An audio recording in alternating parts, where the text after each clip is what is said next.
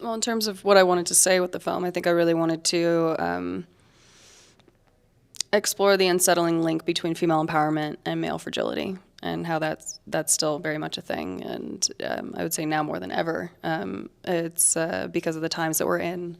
I think that it just shows how much these ingrained dynamics, gender dynamics, how much hold they have over us.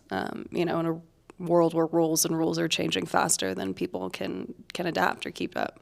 So that was something that I was really interested in exploring. And then, in terms of the idea, it started with some wanting to reckon with some personal experiences of the past and some feelings that I had with that. And, dating certain men who were threatened by me.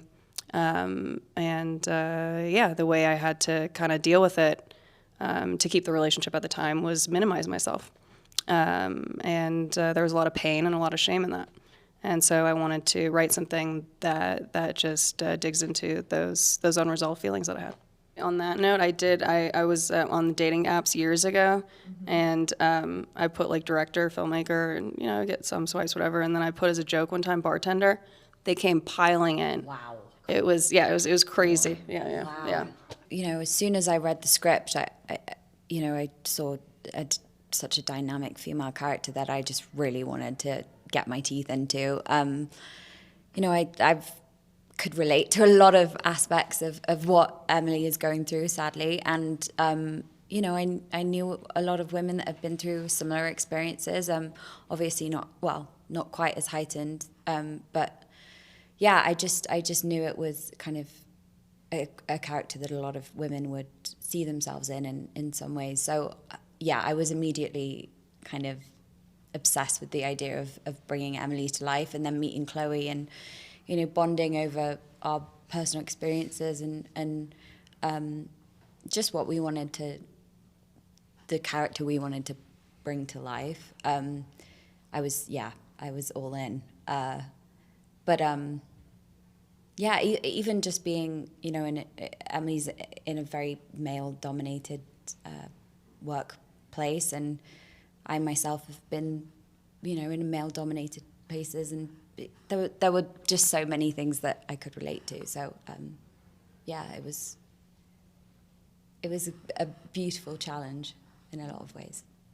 Yeah, so I mean, I thought that was one of the things that was so wonderfully done in terms of Chloe's work on the screenplay, was just understanding that this character in particular is a product of the culture and the environment that he's in, and his ambitions. And I think that it's like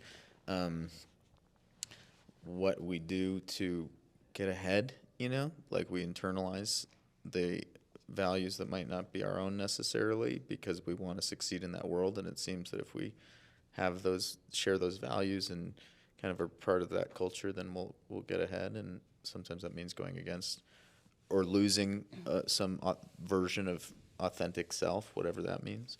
But so I just thought there was a lot of nuance in the relationship.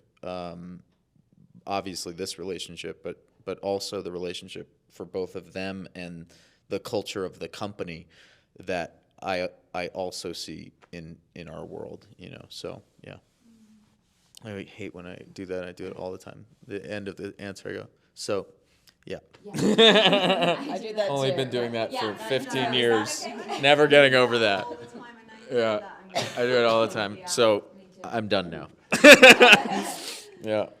I think they love each other during the whole film. I think they're trying so hard to suppress the other emotions that keep popping up. And I think for Emily in particular, the interesting thing was her constant need to make herself smaller in order to please Luke and feel like their dynamic was as it is in the early stages. So I think she's so desperately trying to hold on to that was something that was, quite interesting to me. But I think in terms of our chemistry, we just, we happened to work together very well from the get-go, and we had a brilliant week of rehearsals before we started shooting in the spaces on the set with our intimacy coordinator and Chloe, which was really helpful.